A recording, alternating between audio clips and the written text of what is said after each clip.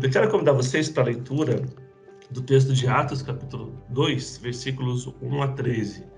Então, nessa devocional, que faz alusão ao dia de Pentecostes, vamos relembrar esse texto tão conhecido, que para muitas pessoas, na interpretação de muita gente, é o nascimento da igreja.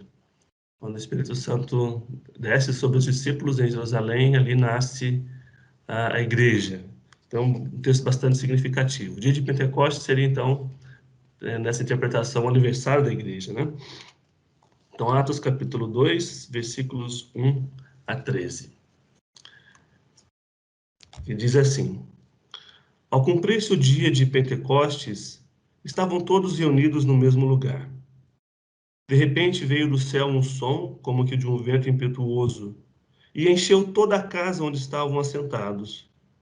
E apareceram distribuídas entre eles línguas como de fogo, e pousou uma sobre cada um deles. Todos ficaram cheios do Espírito Santo e passaram a falar em outras línguas, segundo o Espírito lhes concedia que falassem. Ora, estavam habitando em Jerusalém judeus, homens piedosos vindos de todas as nações debaixo do céu. Quando, pois, se fez ouvir aquela voz, afluiu a multidão que se possuiu de perplexidade, porquanto cada um os ouvia falar na sua própria língua. Estavam, pois, atônitos e se admiravam, dizendo: Vede, não são porventura galileus todos estes que aí estão falando? E como os ouvimos falar, cada um em nossa própria língua materna? Somos partos, medos, elamitas e os naturais da Mesopotâmia, Judéia, Capadócia, Ponto e Ásia, da Frígia, da Panfilha, do Egito e das regiões da Líbia, das imediações de Cirene e romanos que aqui residem, tanto judeus como prosélitos, cretenses e arábios. Como os ouvimos falar em nossas próprias línguas as grandezas de Deus? Todos, atônitos e perplexos, interpelavam uns aos outros: que quer isso dizer? Outros, porém, zombando, diziam: estão embriagados. Amém. Que o Senhor nos abençoe através de sua palavra. Eu queria fazer alguns destaques a respeito desse texto, antes de pensar, qual é a mensagem, a meu ver, principal dele para cada uma de nós, né? Então, a primeira coisa importante a gente lembrar desse texto é o que dá nome a ele, né?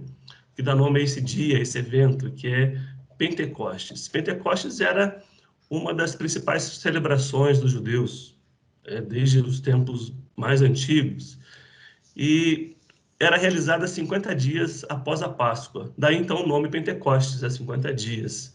50 dias após a Páscoa, os judeus celebravam o Pentecostes. É que teve vários significados ao longo da história, né? Mas o principal nesse momento é a celebração pela dádiva da lei. O povo agradecia a Deus, celebrava esse cuidado pastoral, esse cuidado pedagógico de Deus para com o seu povo, lhe dando a instrução, né? A Torá, a instrução, aquilo que eles precisariam saber e fazer para ter uma vida abençoada, para cumprir o seu propósito. Então, Pentecostes é uma dessas festas. Há uma dimensão pedagógica também, não só nessa festa, mas em todas as outras, né? Nas grandes celebrações, como Festa das Tendas, como a Páscoa. A ideia era contar e recontar as histórias da salvação para aprender e ensinar. Então, é um ciclo que se repetia todos os anos, e o povo, então, contava, recontava, revivia, né? Um memorial é mais do que trazer a memória, simplesmente. Tem o sentido também de repetir, de experimentar de novo. Então, o povo contava, recontava suas histórias de salvação, percebendo e reavivando na memória e no coração quem era o seu Deus e como ele estava presente na vida do seu povo. Em momentos como esse, muita gente afluía para Jerusalém. Por isso que o texto diz que havia em Jerusalém nesse dia pessoas de vários lugares do mundo. Jerusalém era um lugar de peregrinação, é o lugar onde está o templo, é o lugar da habitação de Deus, na concepção do povo daquela época, do povo de Deus, do povo de Israel. E muita gente, judeus que viviam fora, e pessoas de outras nações que haviam se convertido ao judaísmo, os prosélitos, né, de que fala o texto, iam a Jerusalém para adorar a Deus, para conhecer o templo, para conhecer esse lugar tão especial para o povo de Israel. Então, muita gente de vários lugares do mundo estão lá para celebrar a sua fé, para celebrar a sua confiança em Deus, para renovar a sua esperança nele. Os discípulos de Jesus também estão lá. Né? Nós vemos aqui no texto essa presença. Estavam reunidos todos no mesmo lugar. Aí nós lembramos por que eles estão lá. Eles haviam ido a Jerusalém para acompanhar Jesus nos seus últimos dias. Acompanhando Jesus e viram, testemunharam a sua prisão, a sua tortura, a sua morte e também, né, a sua ressurreição, que foi o que celebramos na Páscoa. E por ordem de Jesus, quando ele está sendo assunto aos céus, eles permanecem em Jerusalém. Jesus diz a eles: fiquem aqui, permaneçam em Jerusalém, até que do alto vocês sejam revestidos de poder.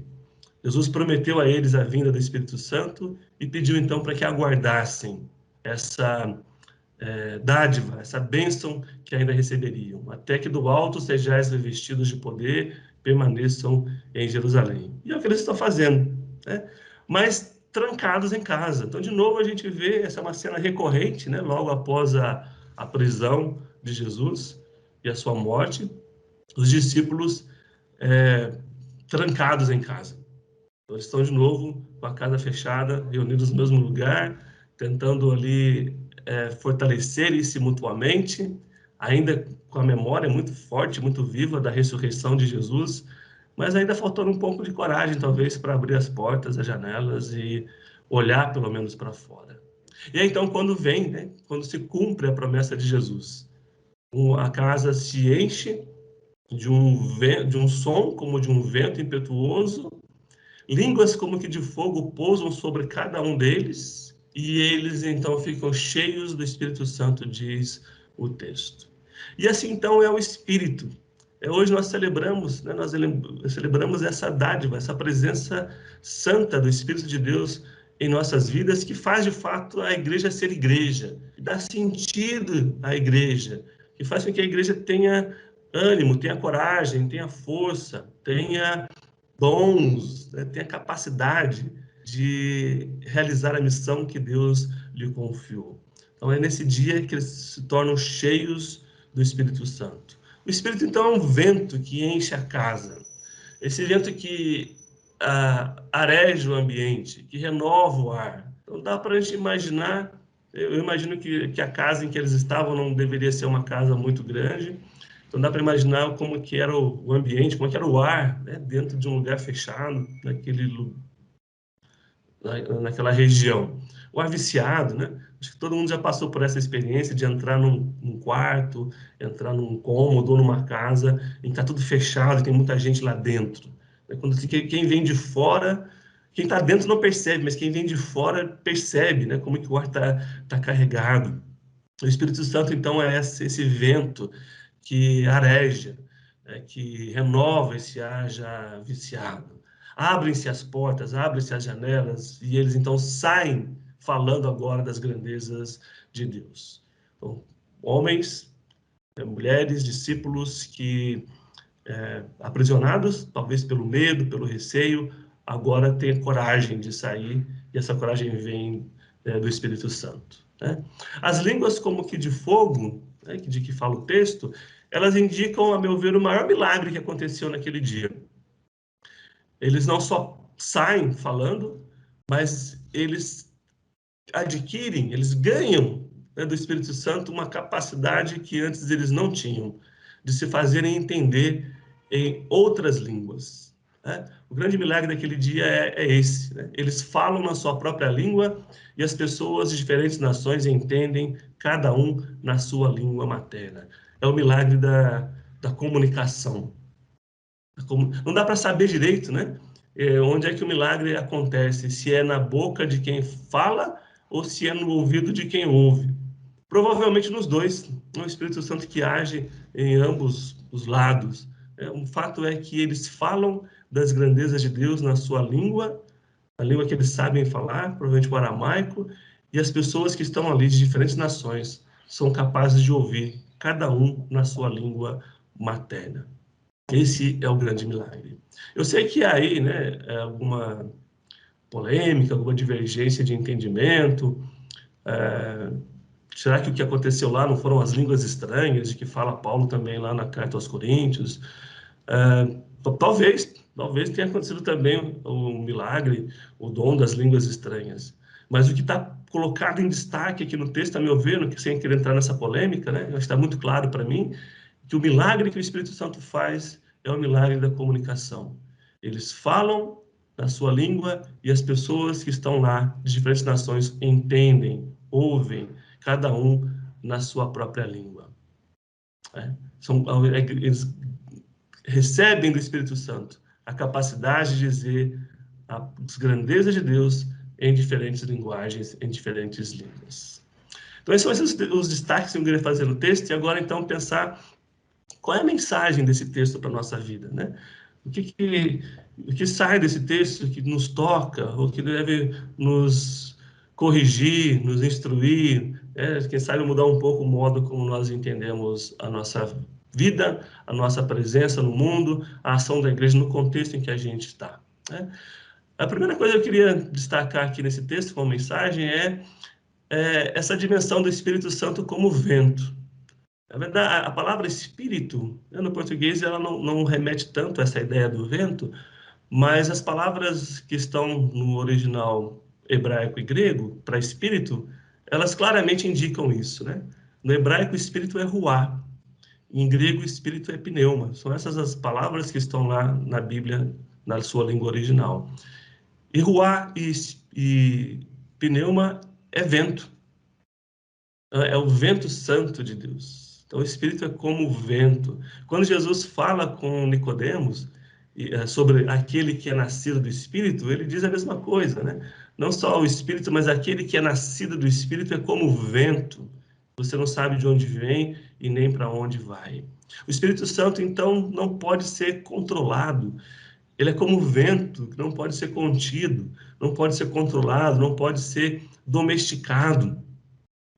E ao longo da história da igreja, inclusive nos nossos dias, muita gente quer fazer isso, né? Quer controlar o espírito, quer domesticar o espírito, quer dizer e ser capaz de definir o que é obra do espírito e o que não é obra do espírito, onde ele está e onde ele não está. Na verdade, irmãos, a igreja sempre teve dificuldade de entender e lidar com isso, né? Lidar com esse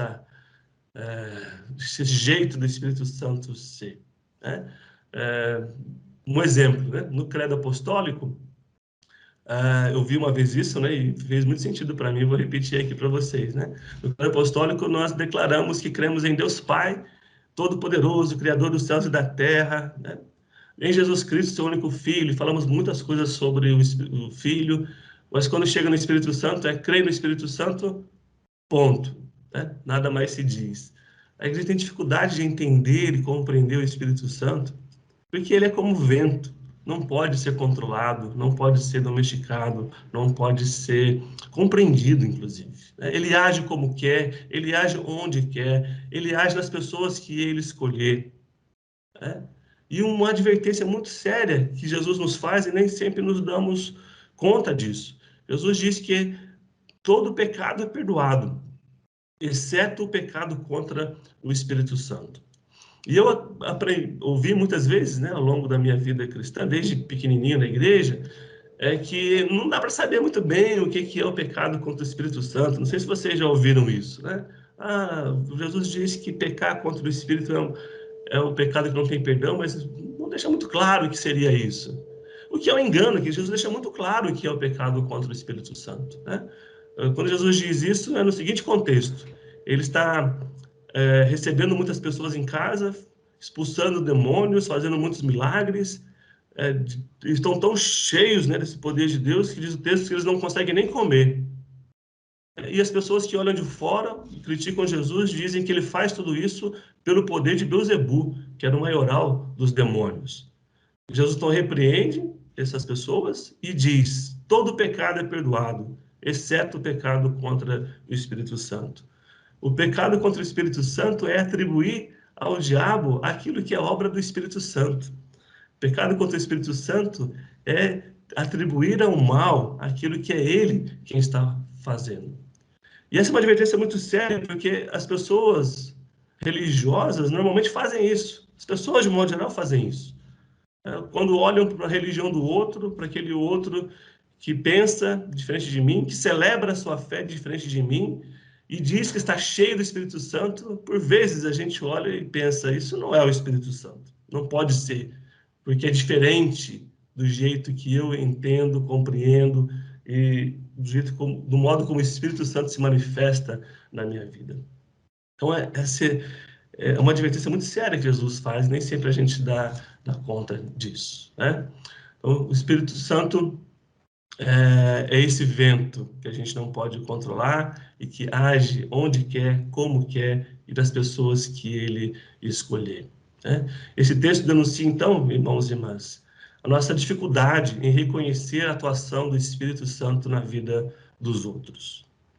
Essa semana wesleyana, o professor Zé Carlos lembrou uma coisa muito interessante, isso foi semana passada, né? Ele diz, numa prática de Wesley, John Wesley tinha o costume de, na sociedade metodista, ler relatos daquilo que Deus estava fazendo em outros lugares do mundo, para que os metodistas entendessem, compreendessem que o Espírito Santo não estava só entre eles, que ele também estava atuando e fazendo a sua obra em outros lugares do mundo. Eu acho isso muito bonito, né? A gente gosta de testemunhar e de dizer aquilo que Deus está fazendo em nosso espaço, no nosso arraial, na nossa comunidade. Isso legitima, dá validade, né, àquilo que a gente está fazendo. Mas que bom que bom seria se nós pudéssemos também contar na nossa igreja aquilo que Deus está fazendo na outra igreja, na outra comunidade, na outra pessoa, né, para a gente poder compreender essa dimensão tão ampla da ação do Espírito Santo de Deus. Essa, para mim, é o primeiro ponto importante desse texto, que nos confronta, a meu ver. A segunda coisa que eu queria destacar nesse texto, né, que me vem à mente, é que uma coisa que eu também sempre ouvi, até repeti algumas vezes, né, no início do meu ministério, que parece que Pentecostes é o reverso de Babel, né? Então vocês devem se lembrar certamente da história da Torre de Babel. Naquele tempo, diz o texto, as pessoas falavam uma língua só, e então tiveram a brilhante ideia de construir uma torre que fosse até o céu para mostrar todo o seu domínio, o seu poder, para mostrar como eram grandes, né? Mas olhando para esse texto com mais atenção, com mais cuidado, eu percebo que, na verdade, esse texto não é o reverso de Babel. Lá em Babel, Deus cria a diversidade de línguas, diz o texto, né? Desçamos, confundamos a sua língua, diz Deus, para que eles não tenham mais esses projetos de domínio e de poder. A língua única, irmãs e irmãos, representa um projeto de poder e de domínio. A língua única significa a imposição de um modo único de ver, de entender e de dizer a vida. Quando nós estamos num espaço, seja ele da família, no trabalho, na igreja, e existe uma voz só, existe um único modo de ver, de entender, de dizer as coisas, a gente pode ter certeza que ali existe um domínio de um sobre os outros. Existe um projeto de poder e de domínio que não é o projeto de Deus, que não é o projeto do Espírito Santo. Deus é o Deus da diversidade. E Babel, que para muita gente é uma maldição, na verdade não é uma maldição, é o modo de Deus agir. Deus cria uma diversidade de pessoas, de línguas, de culturas. Deus tem essa característica. Basta a gente olhar para a natureza que nos revela a Deus, nos mostra um Deus da diversidade. Quanta diversidade de cores, sabores, formas, e uma mais bonita do que a outra, uma mais significativa do que a outra. O Deus é o Deus da diversidade. No Pentecostes, aqui nesse texto, a diversidade não é anulada. Na verdade, ela é reafirmada. Porque não é a imposição de uma língua sobre as outras. Não é a imposição de uma cultura sobre as outras culturas. O que a gente vê aqui as pessoas falam numa língua e cada um ouve e entende na sua própria língua materna. As grandezas de Deus são ditas em diversas línguas, em diversas culturas. Então, o milagre é o do Espírito Santo que ensina a igreja a dizer as grandezas de Deus em todas as línguas e culturas, não anulando-as, mas sendo capaz de se comunicar nelas. Então, nós temos aqui um Espírito Santo ensinador. Vocês já perceberam que eu gosto de ter quando eu leio a Bíblia, eu tenho um olhar da educação cristã, né? Eu sempre vejo, enxergo as dimensões pedagógicas do texto. E aqui, de novo, né? Eu vejo um Espírito Santo ensinador. A gente destaca muito a figura de Deus Pai, lá no Antigo Testamento, que revelou a sua instrução ao povo, que é o Deus educador, que ensina o seu povo o seu caminho. É muito claro para nós também a figura de Jesus como aquele que ensina, né? Jesus é um mestre, é recorrentemente chamado de mestre, mas o Espírito Santo também é ensinador.